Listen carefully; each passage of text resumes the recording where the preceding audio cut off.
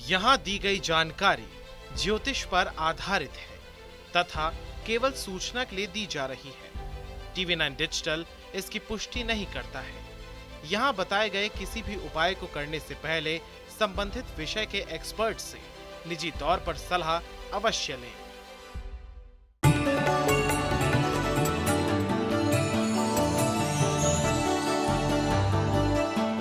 नमस्कार, astro science में आप सभी का स्वागत है। मैं हूं अंजलि और मेरे साथ हैं कार्यक्रम में एस्ट्रो साइंटिस्ट गुरुदेव जीडी वशिष्ठ जी। सर, आपका बहुत बहुत स्वागत है। दाता खुशियां दे, माता रानी सुख दे। कभी कभी ऐसा होता है कि आप कोई भी काम करते हैं लेकिन वो काम पूरा होते होते रह जाता है। ऐसा कई बार अगर हो रहा है तो आप समझिए कि आपके घर में कोई ना कोई वास्तु दोष है जिसको आपको गंभीरता से लेने की जरूरत है। इसके साथ साथ अक्सर घरों में वास्तु दोष दूर करने के लिए कई तरह के उपाय भी बताए जाते हैं। इन उपायों के कारण घर में तोड़फोड़ भी करनी पड़ती है और मोटी रकम भी खर्च होती है। आपको इससे छुटकारा पाने के लिए ज्योतिष शास्त्रों में कई उपाय दिए गए हैं जिनका रुख करना चाहिए या आपके काम में आ रही बाधा को खत्म करने का काम करेंगे। तो चलिए जानते हैं उनके बारे में। इसके साथ ही आपकी राशि के पूरे दिन का हाल भी आपको बताएंगे। तो सबसे पहले गुरुदेव से जानते हैं कि गुरुदेव, आजकल घर का सबसे बड़ा जो वास्तु दोष है वो है अटैच बाथरूम। लेकिन आजकल फ्लैट सिस्टम का ट्रेंड है और इसमें हम देखते क्या है कि अक्सर रूम के साथ अटैच बाथरूम होता ही होता है। तो इस वास्तु दोष को कैसे दूर किया जा सकता है? बेटा, राहु प्रधान दुनिया हो गई है। जगह जगह पोल्यूशन है, सारे पोल्यूशन को राहु ही बोला जाता है। और अब तो घरों के जो अंदर फ्लैट बनते हैं, हर कमरे के साथ अटैच वॉशरूम का होना, वो भी राहु की स्थापना ही है। और यही कारण है कि इसको कलयुग भी बोला जाता है। कलयुग यानी कि कल पुर्जों का युग। तो आदमी टेक्नोलॉजी की तरफ बढ़ रहा है, कल पुर्जों की तरफ बढ़ रहा है, कंप्यूटर साइंस की तरफ बढ़ रहा है। तो राहु प्रधान अपने आप होते जा रहे हैं, अपनी जगह स्वयं घरों के अंदर बनाते चले जा रहे हैं। तो चलो ठीक है, वक्त के साथ चलते हैं। कारण ये कि इतने लोगों को तो नहीं बदला जा सकता, रास्ता ढूंढना पड़ेगा। बिल्कुल। तो ऐसी अवस्था के अंदर बेटा है क्या कि वॉशरूम अगर साथ में है, अगर वॉशरूम का गेट बार बार खराब हो रहा है, उसका लॉक खराब हो रहा है, उसके कब्जे खराब हो रहे हैं, उनके अंदर आवाज़ें आ रही हैं, तो आपका राहु खराब है। तो ये अटैच वॉशरूम गंदा भी रहेगा, वहाँ कीड़े निकलते रहेंगे, नाली में से कीड़े आएंगे। ये दुर्भाग्य की निशानी है। अगर आप राहु को शुभ करके रखते हैं तो ये दुर्भाग्य की निशानी नहीं, आपकी तरक्की की निशानी बनेगी। तो इसीलिए घर में जो वॉशरूम, कमरे के अंदर जो वॉशरूम है, सबसे पहले उसके दरवाजे से शुरू करिए। अगर उसको घुन लग गया है तो समझ लीजिए भविष्य में आपको नुकसान पे नुकसान होने वाले हैं। ऐसे में कुछ मत सोचिए, थोड़ा पैसा खर्च होगा, फौरन चौखट दरवाज़ा बदल दीजिए ताकि घुन वाली लकड़ी बाहर जाए और सौभाग्य अंदर आए। दूसरा, उसके कब्जे और लॉक का बहुत खास ख्याल रखिए। अगर आपने जुगाड़ करके उसको सिर्फ रोका हुआ है दरवाजे को, तो समझ लीजिए आपकी कमाई अभी नहीं बढ़ने वाली, उल्टा मुसीबतें आने वाली हैं। तो ऐसी अवस्था में दरवाजे को भी बहुत अच्छे तरीके से रखना, ये बहुत ज़रूरी है। फिर किसी भी प्रकार के कीड़े नाली के अंदर से आपके वॉशरूम के अंदर तक ना पहुंच सके, इसका आपको बहुत ख्याल रखना है। तो पानी आप फिनाइल वगैरह डालते हैं या और बहुत सारी चीज़ें डाल के अगर आप उस नाली को भी साफ़ सुथरा रखते हैं तो ये आपके लिए बहुत उत्तम होगा। और वॉशरूम को पूरा साफ़ सुथरा तो रखना ही है, साथ में वहाँ पर आपको खुशबू वाला कुछ भी लगाना चाहिए, कुछ भी। तो वो आप अपने अनुसार आप किसी भी प्रकार की खुशबू का चयन कर सकते हैं और वॉशरूम को साफ़ सुथरा रखेंगे तो भाग्य भी साफ़ सुथरा चलेगा। वॉशरूम गंदा है, दरवाज़ा खराब है, तो आपके भाग्य के अंदर बाधाएं आनी तय हैं और तकलीफ़ें बनी रहेंगी। एक और बात, जिनके वॉशरूम के अंदर सीलन बनती है वो लोगों को खास तौर पे बहुत बड़ी बड़ी मुसीबतें आती हैं। दुर्घटना, धोखा, कलेश सब कुछ उनके पल्ले पड़ता है। पुलिस, कोर्ट कचहरी और हॉस्पिटल वो भी उनके पल्ले पड़ते हैं। तो ऐसी अवस्था के अंदर भूल के भी वॉशरूम के अंदर सीलन ना आने दे। उसके लिए आपको चाहे सारा तोड़वा के ठीक करवाना पड़े, उसको एक बार ठीक आप ज़रूर करवाएं। तो देखिए, गुरुदेव ने आपकी प्रॉब्लम का सॉल्यूशन दे दिया है कि अगर अटैच बाथरूम है भाई तो दिक्कत वाली बात नहीं है, बस उस बाथरूम को मेंटेन रखना ज़रूरी है, साफ सफाई रखना ज़रूरी है। ये उपाय करके आप इस वास्तु दोष को खत्म कर सकते हैं, इसके प्रभाव को कम कर सकते हैं। अब बात करते हैं कार्यक्रम में 3 राशियों की। मेष, वृषभ और मिथुन राशि वालों के लिए कैसा रहेगा आज का दिन, जानते हैं गुरुदेव से। बात करते हैं मेष राशि वालों की। हर तरह से उत्तम दिन, बस जोश में होश नहीं खोना। कोई भी कार्य हाथ में लें, किसी भी काम को करने की ठान लें, यार दोस्तों के साथ मिलकर के कार्य किया तो सफलता की गारंटी बनती है। तो सुबह सवेरे लक्ष्मी नारायण का ध्यान आपको और शुभता देगा। वृषभ राशि, वृषभ राशि के लिए आज के दिन में थोड़ा अटपटापन, कामों में खराबी और अनबन और धन की हानि का योग है। लेकिन अगर कोई कानूनी मामले हैं तो उसमें सफलता का दिन है। इसीलिए कुत्ते कौओं की सेवा और मंदिर में कुछ मीठा, ये आपके दिन को कुछ अच्छा कर सकता है। मिथुन राशि, मिथुन राशि के वो लोग जो आज भटकाव में जाना चाहते हैं स्वयं मन से और गलत कार्य करना चाहते हैं, उनके लिए तो खराब है। और जो पॉजिटिव सोच के साथ कोई खास काम शुभता वाला उसको अंजाम देना चाहते हैं, उनके लिए दिन बहुत बहुत बढ़िया है। तो यानी कहने का मतलब अपनी ताकत को जिस तरफ लगाएंगे उसी तरह का इसकी तरफ से रिजल्ट पाएंगे। चांदी का चकोर टुकड़ा जेब में रखें, बड़ों के से आशीर्वाद लें, तब दिन की शुरुआत करें। गुरुदेव, अगर घर में पूजा का स्थान अलग होता है लेकिन आजकल जगह की कमी की वजह से कमरे में या फिर रसोई में ही लोग मंदिर बनाने पर मजबूर हैं, इस वास्तु दोष में कैसे मुक्ति पाई जा सकती है इस वास्तु दोष से? पहले तो मैं आपको पुरानी मान्यता, पुराने विज्ञान के हिसाब से बताता हूँ। आप अगर किसी राजा के महल को भी आज भी देखने जाए तो बिल्कुल आखिर में जाकर के कोने के अंदर एक मंदिर बनाया जाता था, ठीक है। वहाँ पूजा पाठ की जाती थी। घर के अंदर, महल के अंदर बिल्कुल सेंटर में कहीं पर भी आपको मंदिर नहीं मिलेगा।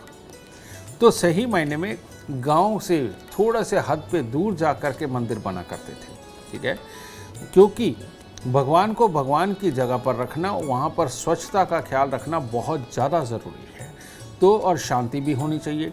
तो बेटा मंदिर का निर्माण तो इसलिए किया गया था। उसके बाद धीरे धीरे करके तुलसी देवी हमारे आंगन में ही आ गई। वहाँ तक भी ठीक था, अगर खुले के अंदर तुलसी लगती है तो वो बहुत बढ़िया था। लेकिन अब तो तुलसी मैया भी, ठाकुर जी भी, हमारे सारे भगवान भी घर के अंदर आ गए। तो ऐसी अवस्था के अंदर घर के अंदर आ गए, घर हो गए छोटे। तो अब इन दिनों के अंदर घर पे माँओं के, बहनों के दिन भी आते हैं। अब ऐसी अवस्था के अंदर घर के अंदर मंदिर की पवित्रता बनाए रखना ये संभव नहीं रहा। ज़रूरत पड़ने पर माचिस भी उठाने के लिए कोई भी चले जाता है। तो यहाँ तक के हालात बनते हैं, तो मंदिर की पवित्रता भंग होती है, जो एक श्राप के रूप में आपको लगती है। तो अब ऐसे में किया क्या जाए? लाल किताब में कहा गया है कि घर के अंदर मूर्तियों वाला मंदिर होना, घंटियों वाला मंदिर होना, ये सख्त वर्जित है। ये औलाद के सुखों को खराब करता है। घर के मंदिर के अंदर लगातार जोत का जलना, ये साइंटिफिक रीज़न है। अगर आप 24 घंटे जोत जला करके रखते हैं घर पे दरबार बना करके, ऐसी अवस्था में आपके घर के अंदर चल रही, घूम रही ऑक्सीजन जलती है। और वो जली हुई ऑक्सीजन जब आपके बच्चों के नथनों के ज़रिए उनके अंदर जाती है तो उनको भूलने की बीमारी लगाती है, लो करती है, उनकी याददाश्त को कमज़ोर करती है, डिसीजन मेकिंग सेंस को वो इफ़ेक्ट करती है। तो जली हुई ऑक्सीजन उनके अंदर जाना, ये बच्चों को कामयाब होने से रोकती है, उनके स्वभाव को बदलती है। तो इसीलिए अगर आपको अखंड जोत जलानी है तो वो मंदिर जा कर के जलाइए। अगर आपको मूर्तियाँ रखनी है तो मंदिर में रखिए। घर पे सिर्फ फ़ोटो, तस्वीरें हुआ करती है परमात्मा का नाम याद रखने के लिए, क्योंकि ये लकड़ी और गोबर को मिलाकर के कागज़ बनता है, जिसकी वजह से तस्वीरों के अंदर परमात्मा की प्राण प्रतिष्ठा नहीं होती। परमात्मा की एक ऊर्जा है, बिल्कुल एक ताकत है, बिल्कुल अलग। वो पत्थर की मूर्तियों में, धातु की मूर्तियों में प्राण प्रतिष्ठा करवा पाती है, लेकिन कागज़ के अंदर कभी भी प्राण प्रतिष्ठा नहीं होती। तो घर पे मंदिर होना चाहिए परमात्मा को याद रखने के लिए और पूजन के लिए। परमात्मा के हमें हमेशा मंदिर के अंदर ही जाना चाहिए, घर पे बड़ा मंदिर नहीं बनाना चाहिए। तो गुरुदेव, आजकल तो हमने देखा है कि एक ये भी ट्रेंड है कि अक्सर भगवान की मूर्ति शो पीस के तौर पर लोग गिफ्ट भी करते हैं एक दूसरे को कि घर में भगवान का वास हो।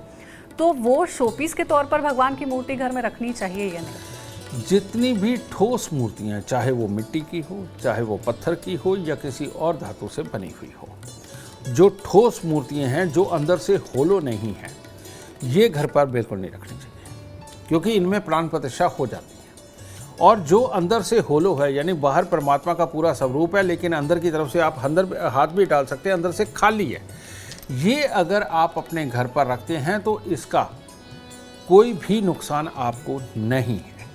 ठीक है, तो आजकल प्लास्टिक की या और बहुत सारे मटेरियल की आती है, ये शोपीस के रूप में अगर आप रखते हैं, परमात्मा को याद करने के रूप में रखते हैं, तो ये बुरा नहीं है। धातु की मूर्ति नहीं रखनी चाहिए, धातु की रखनी चाहिए, लेकिन वो जो अंदर से खाली हो। ठीक है ना, ये अगर आप रखते हैं तो इसमें कोई प्रॉब्लम नहीं, लेकिन बिल्कुल ठोस बना करके अगर आप रखते हैं तो इनमें प्राण प्रतिष्ठा हो जाती है और आपके पास से अनादर हो जाता है, जो फिर बाद में भोगना पड़ता है। देखिए, तो गुरुदेव ने बहुत ही काम की चीज़ आप सबको बताई है और ये बात सबको जाननी चाहिए, क्योंकि घर में मंदिर सबके होता है और अक्सर कई तरीके की अफवाहों में भी हम पड़ जाते हैं। तो गुरुदेव ने जो बताया है उसके मुताबिक यही है कि घर के मंदिर में हमेशा भगवान की फ़ोटो आप रखें, उस फोटो की आप आराधना करिए, पूजा अर्चना करिए, मूर्ति रखने से बचिए। आगे बढ़ते हैं, अब जानते हैं कर्क सिंह और कन्या राशि वालों के इंतजार को खत्म करते हैं, कैसा रहेगा आज का दिन और कैसे आज के दिन को वो बना सकते हैं शुभ। कर्क राशि, कर्क राशि वालों ने अगर आज अपने गुस्से को नहीं बढ़ाया और कार्यों में मन लगाया तो आज आपको लगेगा कि हर काम कितना आसान है, बड़े आराम से हो जाता है। लेकिन अगर गुस्सा चढ़ा लिया तो ऐसे लगेगा कि हर काम कितना मुश्किल है, बहुत मुश्किलों से काम बनते हैं। तो गुस्सा ना चढ़ाएं, धैर्य से रहें और ख़ास तौर पे कन्याओं को कोई मीठा देके आशीर्वाद लेके दिन की शुरुआत करें और पॉजिटिव रहे, पूरा दिन शुभ है। सिंह राशि, सिंह राशि वाले लोग अगर घर की किसी परेशानी को आज ज़्यादा बड़ी ना मानेंगे और उस चिड़चिड़ेपन में काम की जगह पर अपने सहयोगियों से नहीं लड़ेंगे तो पूरा दिन शुभ है, नहीं तो दिन खराब हो सकता है और थोड़ा सा संघर्ष करना पड़ेगा, दिन के अंत में सफलता प्राप्त होगी। तो आज बड़े बुजुर्गों का आशीर्वाद और माता रानी को कुछ फूल अर्पित करना आपके दिन को शुभ करेगा। कन्या राशि, कन्या राशि वालों के लिए आज का दिन मनोरंजक रहेगा, खुशियां मनाने का दिन है। अपनों के साथ में, यार दोस्तों के साथ में किसी भी तरह से घूमना फिरना, खुशियां मनाना हर तरह से बढ़िया है और काम भी अपने आप ही शायद फ़ोन के ऊपर ही हो जाए, तो हर तरह से बढ़िया दिन। लेकिन फूल मंदिर में ज़रूर अर्पित करें, अगर फूल माला करें तो और भी उत्तम होगा। गुरुदेव, आपके माध्यम से बहुत सारी ऐसी जानकारियां मिल रही हैं जो इससे पहले हम नहीं भी जानते थे। आज वो सारी अफवाहें और सारी भ्रांतियां दूर हो रही हैं। अब एक और ऐसी भ्रांति है, कहते हैं कि दक्षिण मुखी घर वास्तु के हिसाब से सबसे अशुभ माना जाता है, लेकिन अगर किसी ने दक्षिण मुखी घर खरीद लिया जाने अनजाने, तो क्या कोई आसान से उपाय हैं जिससे कि इस दोष से राहत मिल सकती है? आज ये भ्रांति को भी खत्म करते हैं। जन्म कुंडली के अंदर बहुत ज़्यादा धन देने का देवता एक ही है और वो है मंगल ग्रह। जिनके भी जन्म कुंडली के अंदर 7वें घर से लेकर 12वें घर तक मंगल बैठे हैं, वो करोड़ों नहीं, वो अरबों रुपए तक कमा सकता है। समझिए, ये योग के ऊपर डिपेंड है।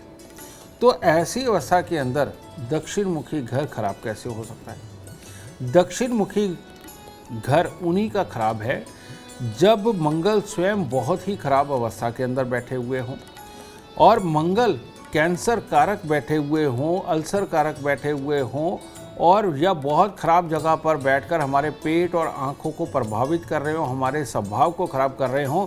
ऐसे लोगों के लिए दक्षिण मुखी मकान, घर के आसपास कीकर, बेरी, नीम का पेड़, घर के सामने धूल उड़ता हुआ मैदान, ये होना बहुत बहुत खतरनाक है। तो इन लोगों के लिए जिनका मंगल खराब होता है, लेकिन जिनका मंगल शुभ है, जिनका मंगल अच्छा है, अगर ये लोग दक्षिण मुखी मकान में रहते हैं तो ये मालो माल हो जाएंगे, बहुत अमीर होंगे। और आज अगर इन्होंने 1 करोड़ रुपए का घर बनाया है दक्षिण मुखी मकान में रहते हुए, ये 50 करोड़ रुपए का घर भी बना सकते हैं दक्षिण मुखी मकान में रहते हुए। लेकिन जिनका खराब है ये मंगल, वो अगर दक्षिण मुखी मकान के अंदर रहते हैं तो ऐसे में जो अपने पास है वो भी बिक जाने की नौबत आती है, बीमारियां आती हैं, तकलीफ आती है, काम धंधे नहीं चलते। तो ऐसी अवस्था में एकदम घर छोड़ना तो संभव नहीं है। तो ऐसी अवस्था में जो आपका घर है, घर की दहलीज पे, एंट्री वाले गेट पे जो टोपी वाली कील है, यानी कि इतनी मोटी उसकी टोपी होती है और ये लंबी कील होती है जो लगभग 8-9 इंच लंबी भी होती है, ये 3 कीलें लीजिए घर की चौखट के मध्य में एक कील और दोनों साइडों पे एक एक कील, ये आपको लोहे की कील लगा देनी चाहिए ताकि इस दक्षिण मुखी मकान का बुरा फल आपको प्राप्त ना हो। और जब तक आप दक्षिण मुखी मकान में रह रहे हैं तब तक हर मंगलवार को 8 गुड़ की रोटी यानी कि गुड़ की चाशनी बना के उसमें आटा गूंद के आप 8 पेड़े ये बना करके तंदूर में रोटी लगवा के कुत्ते और कौवों को डालते रहें तब तक जब तक कि ये दक्षिण मुखी मकान आप छोड़ नहीं देते। चलिए, तो ये उपाय भी आप सब जरूर याद रखिएगा, बहुत काम आपके आने वाली है। अब आगे बढ़ते हैं, तुला, वृश्चिक और धनु राशि वालों का इंतजार खत्म करते हैं और गुरुदेव से जानते हैं इनके लिए कैसा रहेगा आज का दिन।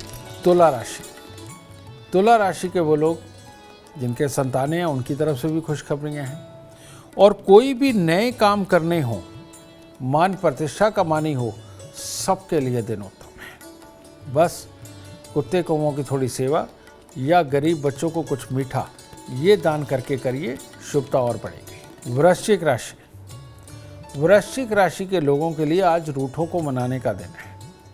कहने का मतलब आज जिसको भी मनाएंगे, जिसको भी जो समझाएंगे सब समझ आ जाएगा और पूरा वातावरण मधुर बनेगा और कार्यों के अंदर सफलता वो भी आज लिखी है और विदेश जाने की कोशिश में भी कामयाबी आज आपको प्राप्त होगी। बस थोड़ी सी चने की दाल मंदिर में देके तब दिन की शुरुआत करें। धनु राशि, धनु राशि वालों के लिए तो बहुत ही शुभ दिन है। आज कोई भी ऐसा कार्य अगर आपको करना है जिससे कि आपके यार दोस्तों में, आपकी रिश्तेदारी में, आपके शहर में आपका नाम रोशन हो सके, ऐसे किसी भी काम को करने के लिए आज खास दिन है। और आज के दिन अपनी माँ से चावल चांदी लेकर के अगर जेब में रखते हैं, बड़ी भाभी से आशीर्वाद लेकर के दिन की शुरुआत करते हैं तो शुभता परले दर्जे की। गुरुदेव, एक और सवाल है कि अगर किसी का घर बंद गली में हो तो क्या वास्तु दोष लगता है ऐसे में, और अगर हाँ तो किस उपाय से इस दोष से मुक्ति मिल सकती है। बंद गली का मकान ये सबसे काम की चीज़ है। कारण ये है कि ये बंद गली का मकान, इसके लिए बृहस्पति के लिए ये काउंट होता है। तो ऐसी अवस्था के अंदर जब भी बंद गली का मकान हो तो कहते हैं हवाएं आकर के हमारे दरवाजे पर ही रुक जाती हैं, आगे नहीं बढ़ती। तो उन हवाओं के साथ आने वाली बहुत सारी बुरी एनर्जी वो भी सारी वहाँ पर इकट्ठी होती चली जाती है और उसका साइड इफ़ेक्ट हमें मिलता ही मिलता है।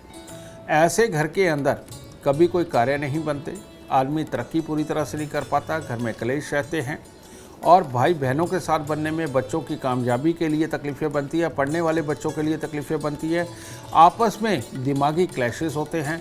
ऐसे लगता है कि कोई भूत प्रेत पिशाच जिन कोई हमारे पीछे ही पड़ा हुआ है जो हमें सुखी नहीं रहने देता। तो बंद गली के मकान यानी कि नेगेटिव ऊर्जा का वहाँ पर इकट्ठे होते चले जाना, ये अपने आप में बहुत बड़ी तकलीफ होता है। तो ग्रह किसी का कुछ भी हो, बंद गली के मकान में नहीं रहना चाहिए, आखिरी मकान के अंदर नहीं रहना चाहिए। इसीलिए टी पॉइंट का घर भी बुरा माना जाता है, गली का आखिरी मकान भी बुरा माना जाता है और चारों तरफ मैदान और सेंटर में घर हो वो भी बुरा माना जाता है। तो इन मकानों से अगर आप बचाव करना ही सबसे बड़ी अक्लमंदी है, इसके लिए कोई उपाय देना वो उचित नहीं है। कारण ये कि कोई भी उपाय इस पे काम नहीं करता, मकान को वहाँ से छोड़ना ही सबसे उत्तम होता है। अब आखिर की 3 राशियों के बारे में बात करते हैं। मकर, कुंभ और मीन राशि वाले जानते हैं इनके बारे में कि कैसा रहेगा आज का दिन और कैसे अपने दिन को वो बना सकते हैं शुभ। मकर राशि, मकर राशि के लोग पिछले दिनों में तनाव झेल के थोड़े थक गए हैं, तो आज थोड़ा मनोरंजन के मूड में भी हो सकते हैं और दिन शुभ है। और हर तरह से आप किसी को सलाह दें या किसी से सलाह लें, हर चीज़ में आपको आज फ़ायदा होगा। और आज के दिन अगर किसी को आप मिठाई दान देते हैं या किसी प्रकार का कोई कपड़ा दान देते हैं, ये आपकी शुभता को और बढ़ाएगा। कुंभ राशि, कुंभ राशि वालों के लिए आज का दिन कुछ खास अच्छा है। अपने सहकर्मियों को खुश करना, उनको खुश करके उनसे काम निकलवाना आज आपके लिए बहुत ही फायदेमंद साबित होगा। और हर तरह से भाग्य रुकी हुई चीज़ों में आपका साथ देगा। बस थोड़े से फूल मंदिर में अर्पित करें। मीन राशि, मीन राशि वालों को गहरे पानी से दूर रहना चाहिए। आज स्वास्थ्य को लेकर के भी चिंता है और बेवजह का आलस्य आपका दिन खराब कर सकता है। तो इसीलिए हो सके सुबह नहाते वक्त 1 गिलास दूध से आप ज़रूर स्नान करें। 1 गिलास दूध अपने शरीर पर मल करके तब दिन की शुरुआत करें, आपके लिए उत्तम होगा। गुरुदेव ऐसा कहते हैं कि घर के आसपास कोई पीपल का पेड़ नहीं होना चाहिए या फिर मंदिर की छाया उस घर पर नहीं पड़नी चाहिए। बिल्कुल। क्या ये बात सही है, और अगर सही है तो वास्तु दोष हो जाता है? किस उपाय के साथ इस दोष को दूर किया जाए? मैं इसका तुम्हें साइंटिफिक रीज़न भी बताऊंगा बेटा। पीपल का पेड़ इसलिए नहीं होना चाहिए क्योंकि आप देखते होंगे, सुना है आपने कि धरती पर अगर सबसे ज़्यादा ऑक्सीजन का कोई स्रोत है तो वो पीपल का पेड़ है। और पीपल का पेड़ 24 घंटे ऑक्सीजन छोड़ता है। बाकी पेड़ नहीं छोड़ते, लेकिन पीपल का पेड़ 24 घंटे ऑक्सीजन छोड़ता है। अब ऐसी अवस्था के अंदर जैसे ज़्यादा खाना खाने से पेट खराब होता है, किसी भी दवाई की ओवरडोज के कारण रिएक्शन आते हैं, ठीक इसी प्रकार से हर वक्त ऑक्सीजन का ज़्यादा रहना आपके दिमाग को पहले एक्टिव रखता है और ज़्यादा एक्टिव रखता है, और जिसकी वजह से गुस्सा, उतावलापन, चिड़चिड़ापन और कंसंट्रेट करके कुछ भी सोचना ये संभव नहीं हो पाता है। और जब ये सारी चीज़ें नहीं हो पाएंगी तो परिवार के अंदर कलेश, बीमारी, उतावलापन ये सब बन जाएगा, और जिसके कारण जो सीखने वाली प्रवृत्ति है, जो संस्कार निभाने वाली प्रवृत्ति है, उसमें कमी आने लगेगी। जब ये लंबे समय तक रहते हैं तो उस घर में बीमारियां भी आने लगती हैं और पैसा खर्च करने के बहाने 100 बनने लगते हैं क्योंकि उतावलापन होता है। तो इसीलिए घर के साथ में पीपल का पेड़ होना इन सारी मुसीबतों की आमद होता है।